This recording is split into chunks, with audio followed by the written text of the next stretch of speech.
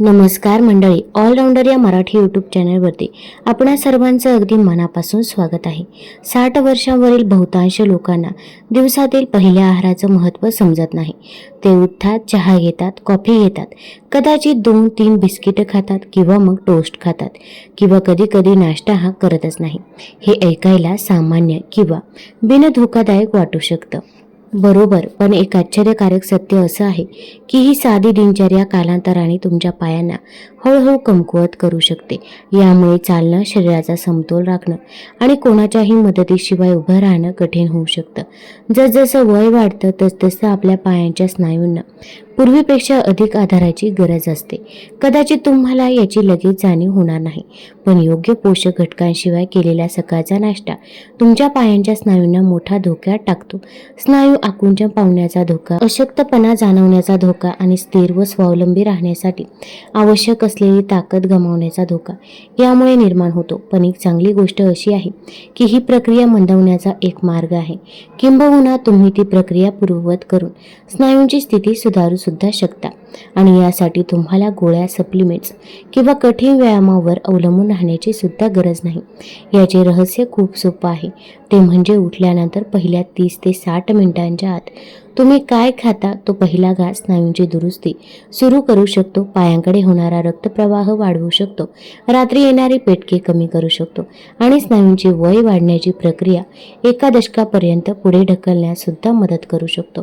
आजच्या या व्हिडिओमध्ये मी तुम्हाला नाश्त्यासाठीच्या अशा 5 विशिष्ट पदार्थांबद्दल सांगणार आहे, जे कदाचित तुमच्या घरामध्ये आधीपासूनच उपलब्ध असतील आणि जे स्नायू बळकट करण्यासाठी, मज्जातंतूचं आरोग्य जपण्यासाठी आणि वयाच्या नंतरही तुम्हाला आत्मविश्वासाने हालचाल करण्यासाठी मदत करतील.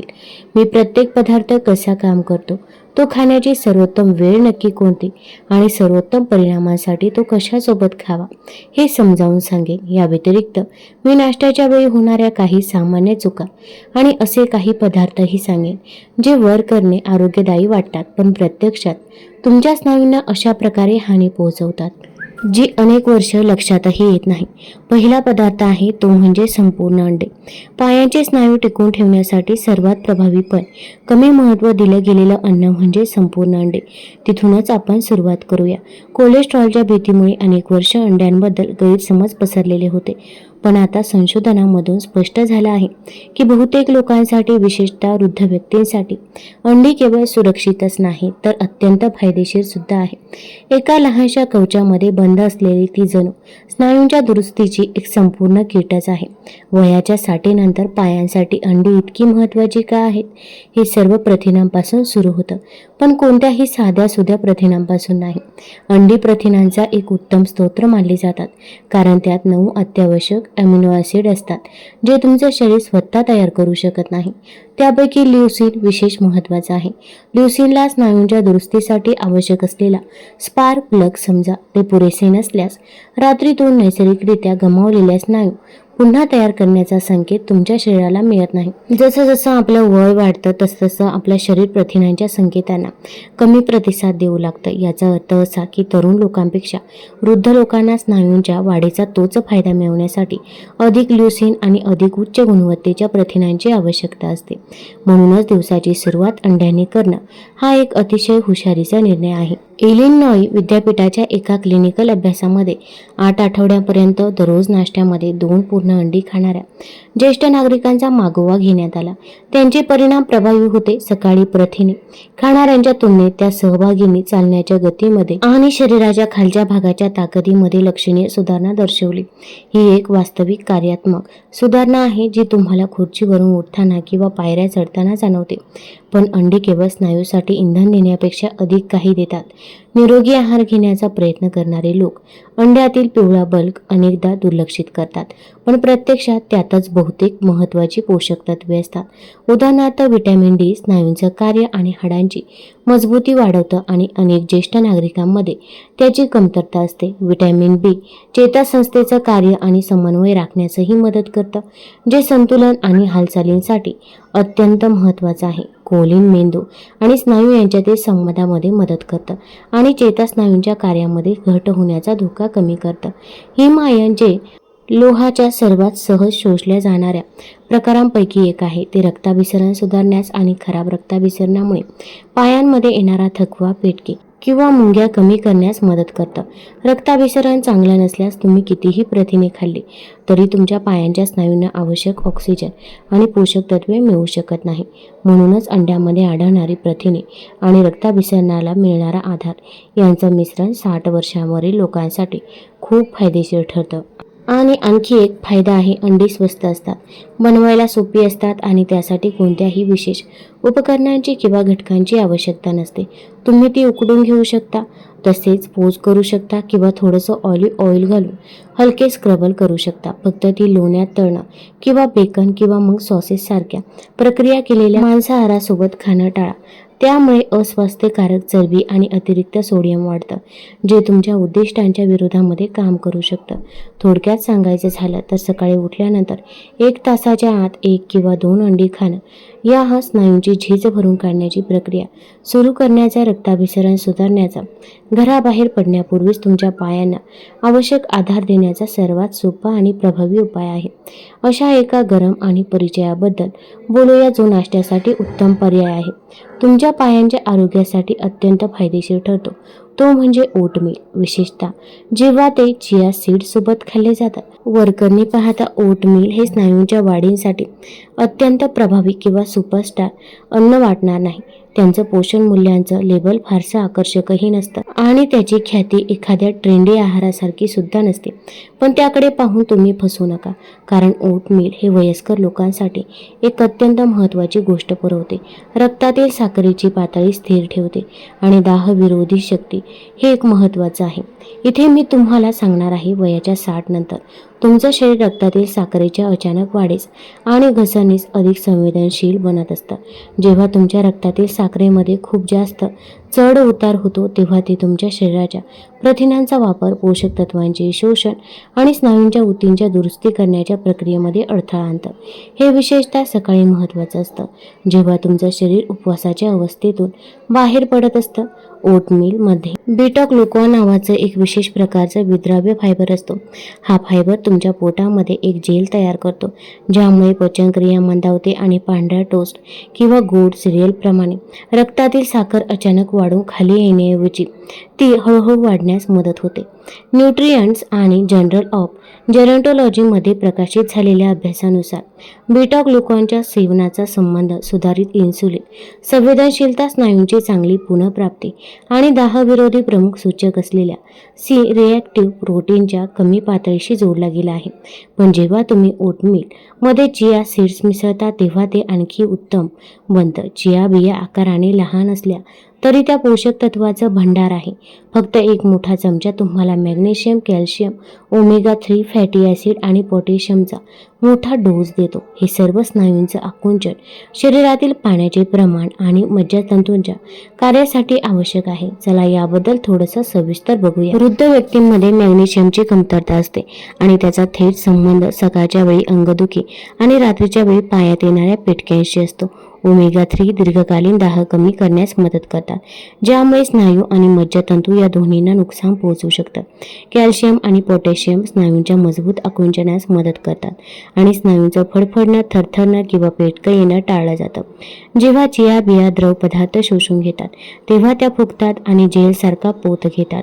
यामुळे केवळ शरीरातील पाण्याचे प्रमाण टिकून राहत नाही, तर पचनक्रिया मंदावते, म्हणजेच तुमच्या शरीराला जेवणातील पोषक तत्वे शोषून घेण्यासाठी अधिक वेळ मिळतो.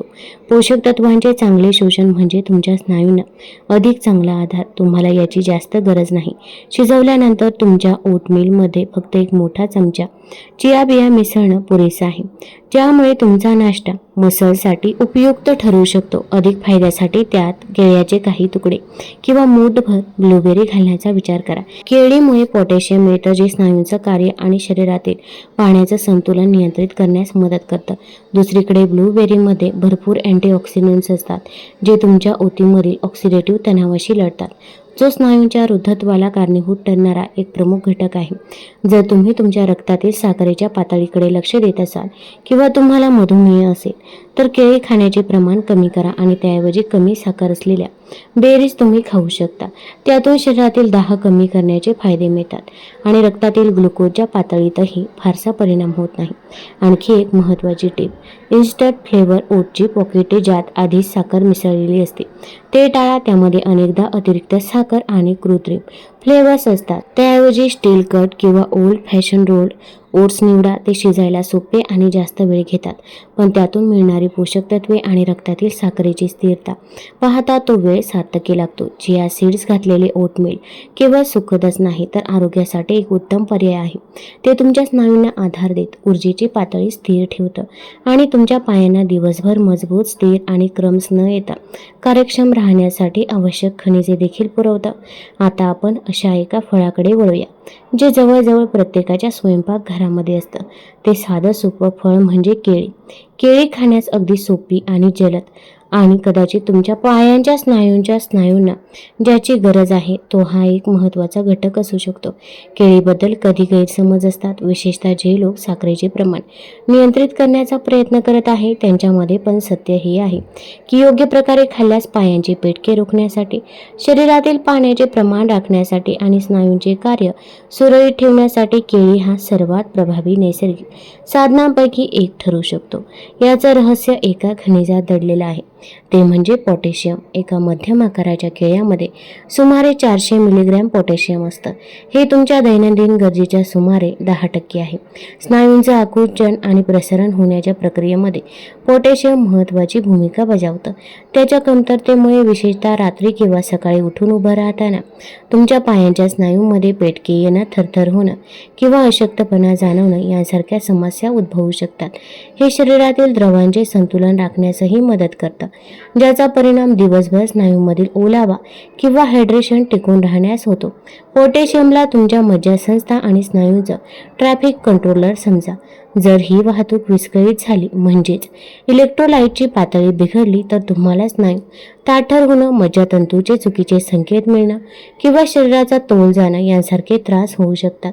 आणि महत्त्वाची गोष्ट म्हणजे अनेक वृद्ध व्यक्तींमध्ये पोटॅशियमची सौम्य कमतरता असते आणि त्यांना याची जाणीवही नसते. 21 मधील CDCच्या अहवालामध्ये असं दिसून आलं आहे की अमेरिकेतील 60%हून अधिक वृद्ध लोक शिफारस केलेल्या प्रमाणापेक्षा कमी पोटॅशियमचं सेवन करतात. यामुळे कालांतराने त्यांची शारीरिक ताकद आणि हालचाल करण्याची क्षमता हळूहळू कमी होऊ शकते. पण चांगली गोष्ट ही आहे की तुम्हाला महागड्या सप्लिमेंटची गरज नाही, तुम्हाला फक्त योग्य वेळ, योग्य संयोजनाची गरज आहे. महत्त्वाचं म्हणजे फक्त केळी खाणं नाही तर ते योग्य पद्धतीनं खाणं आहे. रिकाम्या पोटी केळी खाल्ल्याने विशेषतः इन्सुलिन संवेदनशील किंवा मधुमेही व्यक्तीमध्ये रक्तातील साखरेची पातळी झपाट्याने वाढू शकते. म्हणूनच प्रथिने किंवा आरोग्यदायी चरबीच्या स्रोतासोबत ते खाणं उत्तम आहे, जसं की ओटमीलमध्ये केळ्याचे काप घालणं किंवा 1 चमचा ग्रीक योगर्ट सोबत त्याचा आस्वाद घेणं. यामुळे पचनक्रिया मंदावते, रक्तातील साखर स्थिर राहते आणि तुमच्या शरीराला पोषणासाठी पोटॅशियम आणि कर्बोदकांचा चांगला वापर करण्यासही मदत होते.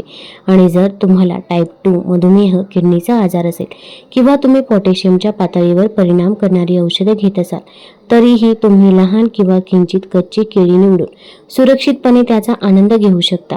यामुळे जास्त रेझिस्टन्स, स्टार्च किंवा कमी साखर असते. फायबर आणि प्रोटीनसोबत हिरवट रंगाचे केळ खाणे तुमच्या शरीरासाठी अधिक सौम्य असतं. ही आणखी एक हुशारीची युक्ती आहे. सकाळच्या ओटमीलमध्ये चिया सीडसोबत अर्धे केळी कापून घाला किंवा प्रोटीन स्मूदीमध्ये मिसळा. यामुळे तुमच्या नाश्त्याचं नैसर्गिक इलेक्ट्रोलाइट पेयामध्ये रूपांतर होतं. कोणत्याही साखरयुक्त स्पोर्ट्स पेयांची गरज नाही.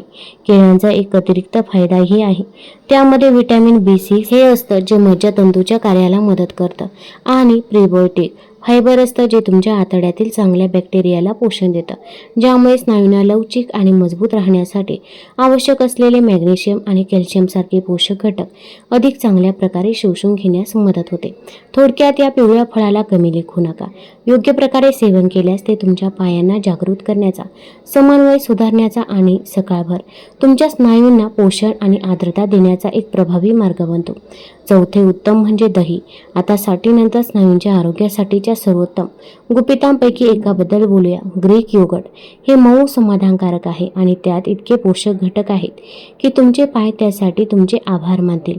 ग्रीक योगर्ट सामान्य योगर्टपेक्षा एका मुख्य कारणास्तव वेगळं आहे. ते गाळलेलं असतं, ज्यामुळे त्यातील अतिरिक्त द्रव काढून टाकलं जातं आणि मागे एक घट्ट मलाईदार पोत राहतो, ज्यात जवळजवळ दुप्पट प्रथिने असतात. स्नायूंचं वस्तुमान टिकवून ठेवण्याच्या बाबतीत विशेषतः वृद्ध व्यक्तींसाठी ही अतिरिक्त प्रथिने खूप मोठा फरक करतात. एका सर्व्हिंगच्या डब्यामध्ये सुमारे 150 ग्रॅममध्ये 17 ग्रॅम पर्यंत उच्च गुणवत्तेचे प्रथिने असू शकतात, ज्या स्नायूंच्या आरोग्यासाठी 2 सर्वात महत्त्वाचे पोषक घटक क्विनाईन आणि ल्युसीन यांचा समावेश असतो.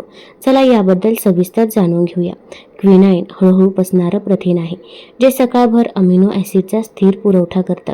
हे वृद्ध व्यक्तींसाठी उत्तम आहे, ज्यांच्या स्नायूंची रात्रभर झीज होण्याची शक्यता जास्त असते. हे तुमच्या शरीराला जास्त काळ स्नायू टिकवून ठेवण्याच्या स्थितीमध्ये राहण्यास मदत करतं. ल्युसीन, जे तुम्हाला अंड्यामधून पाठवत असेल, ते हे अमिनो ॲसिड आहे जे तुमच्या स्नायूंना अक्षरशः सांगतं वाढायला आणि दुरुस्त व्हायला सुरुवात करा. आता वृद्धांसाठी हा संकेत आणखी महत्त्वाचा ठरतो, कारण वाढत्या वयानुसार शरीराची नैसर्गिक प्रतिक्रिया मंदावते. पण ग्रीक योगर्टची शक्ती केवळ प्रथिनांपुरती मर्यादित नाही, त्यात कॅल्शियम आणि व्हिटॅमिन डी सुद्धा भरपूर प्रमाणामध्ये असतं. ही जोडी हाडांच्या मजबूतीसाठी आणि चेतास्नायूंच्या समन्वयासाठी अत्यावश्यक आहे. हे दोन घटक संतुलन राखण्यासाठी आणि पडणं टाळण्यासाठी महत्त्वाचे आहेत. खरं तर ऑस्टिओपोरोसिस इंटरनॅशनलमध्ये 2022 मध्ये प्रकाशित झालेल्या एका अभ्यासामध्ये असं आढळून आलं आहे की जे वृद्ध लोक जास्त कॅल्शियम किंवा व्हिटॅमिन डीचं सेवन करतात, त्यांची हालचाल अधिक चांगली होते आणि अशक्तपणामुळे पडण्याचे प्रमाणही कमी होतं. ग्रीक योगर्टमध्ये प्रोबायोटिक्स देखील असतात. ते फायदेशीर जीवाणू आहेत जे आतड्यांचं आरोग्य सुधारतात. पण एक गोष्ट अशी आहे जी बऱ्याच लोकांना माहीत नसते. पोषक तत्वांचं शोषण आणि दाह नियंत्रणामध्ये तुमच्या अडथळ्यांची मोठी भूमिका असते. जेव्हा तुमची आतडी सुरळीत असतात, तेव्हा तुमचं शरीर मॅग्नेशियम आणि पोटॅशियम सारखी खनिजे अधिक चांगल्या प्रकारे शोषून घेऊ शकतं, जे स्नायूंच्या आकुंचनासाठी आणि चेतासंकेतासाठी महत्त्वपूर्ण आहे. शिवाय दाह कमी झाल्यामुळे तुमचे पाय दिवसभर कमी आखडलेले आणि अधिक उत्साही वाटतात. आता पर्यायांबद्दल बोलूया. जर तुम्हाला लॅक्टोजची ॲलर्जी असेल तर काळजी करू नका. अनेक ब्रँड्स आता लॅक्टोज मुक्त ग्रीक योगर्ट देतात, किंवा तुम्ही शेळी किंवा मेंढीच्या दुधापासून बनवलेले प्रकार वापरून पाहू शकता, जे पचायला सोपे असतात. तुम्ही गोड फ्लेवर योगर्ट टाळलं पाहिजे, ज्यात अनेकदा प्रति सर्व्हिंग 12 ते 20 ग्रॅमपर्यंत अतिरिक्त साखर असते. साखर केवळ प्रथिनांच्या चयापचयातच अडथळा आणत नाही, तर ती दाह वाढवते आणि तुमच्या रक्तातील साखरेची पातळी अचानक वाढवू शकते, जे आपण मिळवू इच्छित असलेल्या प्रत्येक गोष्टीच्या विरोधात काम करतं. त्याऐवजी साधं साखरविरहित ग्रीक योगर्ट घ्या आणि त्यावर आरोग्यदायी टॉपिंग घाला. अतिरिक्त फायबर आणि मॅग्नेशियमसाठी 1 चमचा चिया सीड घाला. अँटीऑक्सिडंट आणि सौम्य गोडव्यासाठी काही ताज्या बेरीज घाला. चिमूटभर दालचिनी रक्तातील साखरेचे नियमन करण्यास देखील मदत करते. ग्रीक योगर्ट हा एक शक्तिशाली नाश्त्यासाठी एक उत्तम प्रकार आहे. ते तयार करणं खूप सोपं आहे, बहुउपयोगी आहे आणि तुमच्या पायांना केवळ आजच नव्हे तर येणाऱ्या प्रत्येक वर्षासाठी मजबूत, स्थिर आणि गतिशील राहण्यासाठी आवश्यक असलेलं प्रथिनं आणि सूक्ष्म पोषक तत्वे पुरवतं. फायबर आणि मॅग्नेशियमसाठी बिया किंवा रक्तातील साखरेसाठी अनुकूल अशा 5 घटकांसाठी त्यावर बेरी आणि दालचिनी घाला. वाफवलेलं रताळं आणि मिनरल साल. आता आपण अशा एका पदार्थांबद्दल बोलूया ज्याकडे नाश्त्यामध्ये अनेकदा दुर्लक्ष केलं जातं, परंतु तो तुमच्या पायांना कसे सुरक्षित ठेवतो ते बघूया.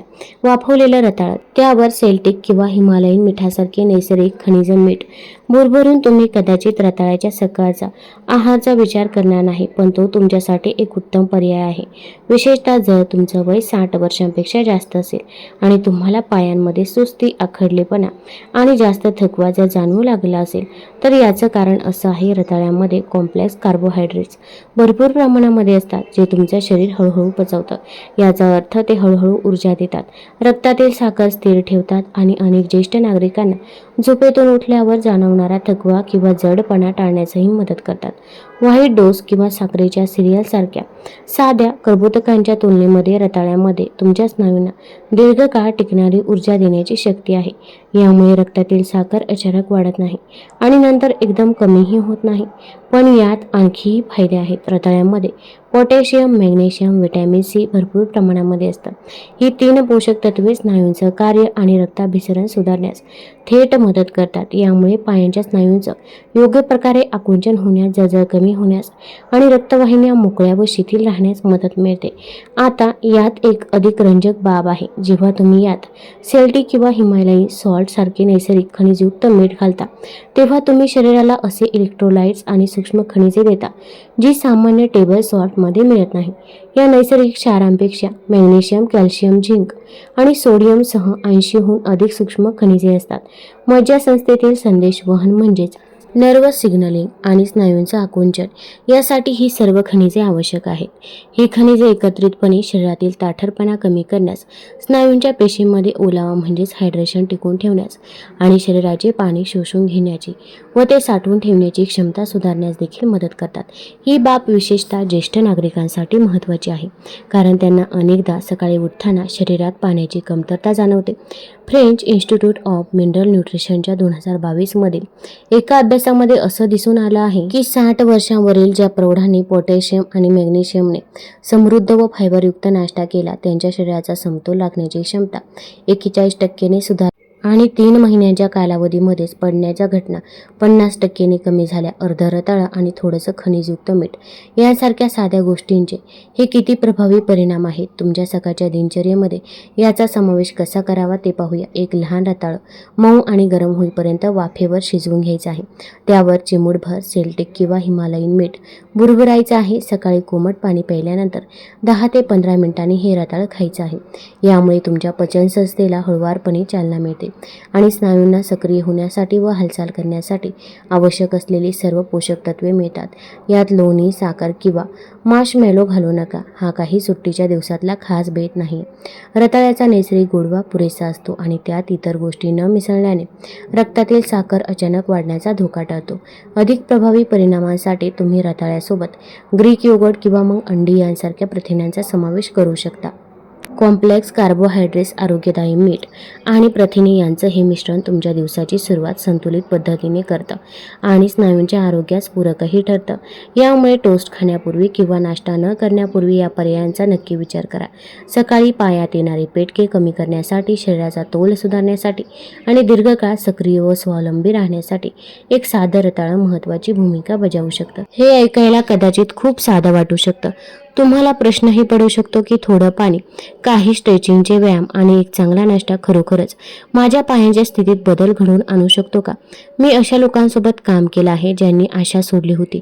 असे लोक जे वॉकरचा वापर करत होते, पायऱ्या चढणं टाळत होते किंवा मग एकटे बाहेर पडायलाही घाबरत होते. पण जेव्हा त्यांनी योग्य आहार आणि सकाळी करण्यासारख्या साध्या सवयींचा अवलंब करण्यास सुरुवात केली, तेव्हा हळूहळू परिस्थिती बदलली. एका रात्रीत नाही, तर टप्प्याटप्प्याने ते अधिक सशक्त झाले. प्रत्येक सकाळ तुम्हाला एक निवड करण्याची संधी देते. तुम्ही तुमच्या स्नायूंना पोषण देऊ शकता किंवा त्याकडे दुर्लक्ष करू शकता. एक मार्ग ताकद आणि आत्मविश्वासाकडे नेतो, तर दुसरा मार्ग शरीरातील ताठरपणा आणि इतरांवर अवलंबून राहण्याकडे नेतो. आणि यातला फरक वयाचा नाही, तर कृतीचा आहे. जर तुम्हाला ही माहिती उपयुक्त वाटली असेल तर चॅनलला नक्की सबस्क्राईब करा आणि लाईक करा. तसेच आपल्या मित्रपरिवारासोबत देखील हा व्हिडिओ शेअर करा. धन्यवाद.